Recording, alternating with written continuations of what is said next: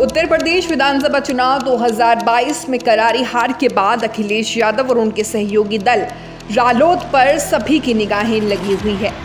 UP चुनाव में खासा चर्चा में रहे सपा अध्यक्ष अखिलेश यादव और रालोद अध्यक्ष जयंत चौधरी के गठबंधन को कुल 125 सीटों पर जीत हासिल हुई। इसमें से समाजवादी पार्टी ने 111 सीटों पर जीत हासिल की, तो वहीं आरएलडी को 8 सीटों पर जीत मिली है, जबकि सुहेलदेव भारतीय समाज पार्टी को 6 सीटें मिली हैं। ऐसे में सवाल उठ रहा है कि क्या सपा और रालोद 2024 का लोकसभा चुनाव मिलकर लड़ेंगे। रालोद अध्यक्ष जयंत चौधरी ने एक टीवी चैनल से बातचीत के दौरान कई सवालों के जवाब दिए। जयंत ने कहा कि पश्चिमी यूपी में जहां दंगों का सबसे ज्यादा असर था, वहां हमने बीजेपी को हरा दिया। मुजफ्फरनगर, शामली, मेरठ जैसे जिलों में उनकी पार्टी और गठबंधन ने बीजेपी को मिलकर हराया है। सीखने को मिलता है हर चैप्टर से, और इस चुनाव में कुछ पॉजिटिव्स हैं, कुछ चीज़ें ऐसी हैं जो हमें सुधार करनी पड़ेंगी। मुझे लगता है कि जो हमारे मूवमेंट से जुड़े हुए लोग हैं उन्हें संगठन के ढांचे में काम करने की ट्रेनिंग, प्रशिक्षण और वो भावना उनके अंदर पैदा हो। किसानों को अपना संगठन बनाना पड़ेगा, राजनीतिक संगठन, और किसान के साथ साथ जो किसान और मजदूर का एका होना चाहिए, जो शहरी क्षेत्र में हमारा संगठन होना चाहिए, उस पर हम लोग बल देंगे।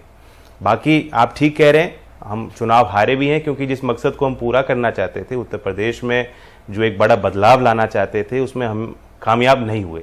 लेकिन वहीं हम बात करें तो जिस क्षेत्र में योगी जी ने बात कही थी कि जिस क्षेत्र के लिए कि गर्मी निकाल दूंगा, उस क्षेत्र के परिणाम आप देखेंगे तो यस, किसान आंदोलन का भी प्रभाव हुआ, और जिस तरह से उन्होंने अपमानित किया कैराना और मुजफ्फरनगर को, उसका भी जवाब जनता ने दिया है।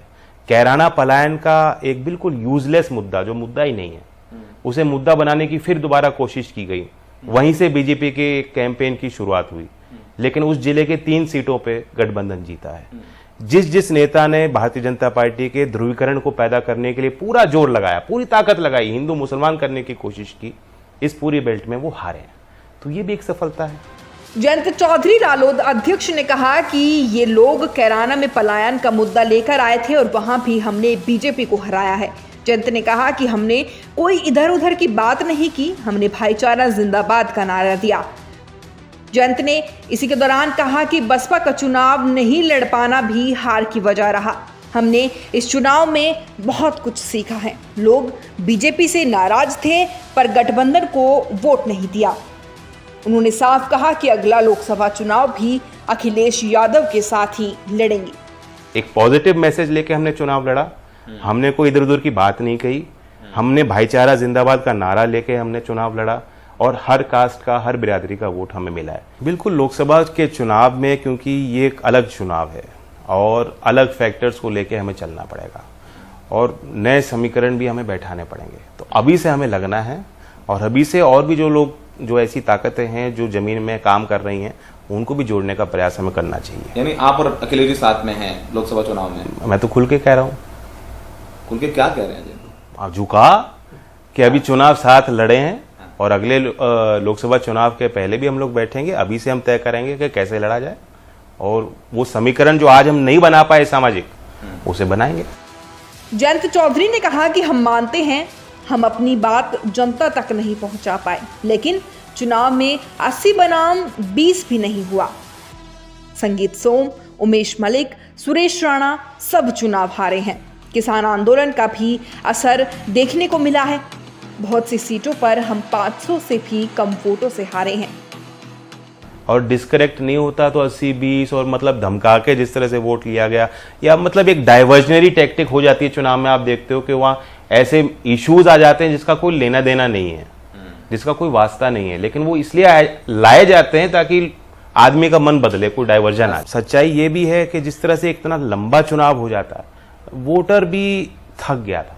आपने देखा कि मत प्रतिशत जिस तरह के होने चाहिए, अच्छे वाइब्रेंट डेमोक्रेसी में लोगों को निकल के वोट करना चाहिए, वो नहीं हो पाया। तो लग रहा है जो वोटर कम रहा वो आपको नुकसान कर। अब सरकार दावा करती है कि हम एक बारी में देश का चुनाव कराएंगे, और एक राज्य में आप पूरा महीना लगा रहे हो चुनाव कराने में, महीने से ज्यादा हो गया। तो वो भी एक फैक्टर है। और इतने, और जब लंबा चुनाव खिंच जाता है तो बीजेपी के पास वो मशीनरी है, वो प्रोपेगेंडा को करने की, फैलाने की वो उनके पास व्यवस्थाएं हैं, वो संसाधन हैं और उन संसाधनों का वो प्रयोग करते हैं। साथ ही जयंत चौधरी ने कहा कि हम विपक्ष में रहकर लोगों के मुद्दे उठाएंगे, हम बीजेपी को 80 बनाम 20 नहीं करने देंगे। Bureau report, news 80 desk, Shamli.